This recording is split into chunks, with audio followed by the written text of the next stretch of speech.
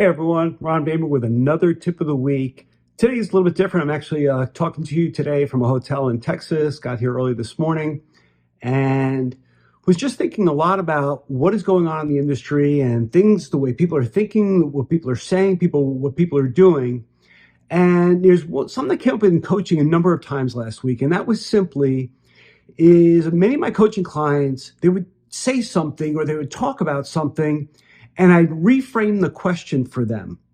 And what happens is, and what's so important for you to understand is that the more emotional you are about a situation, about something that's happening, typically the crappier the questions you're going to ask yourself.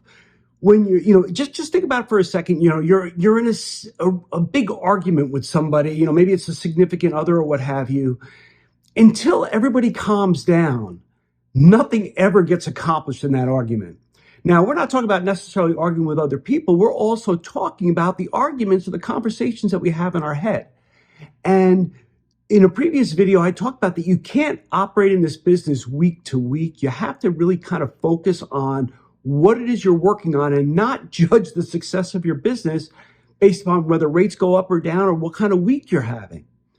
And what happens is because many of us tend to do that. We tend to get more emotional or more frustrated with things. So what happens is when we get emotional and we get frustrated, we start asking questions that really don't help the situation.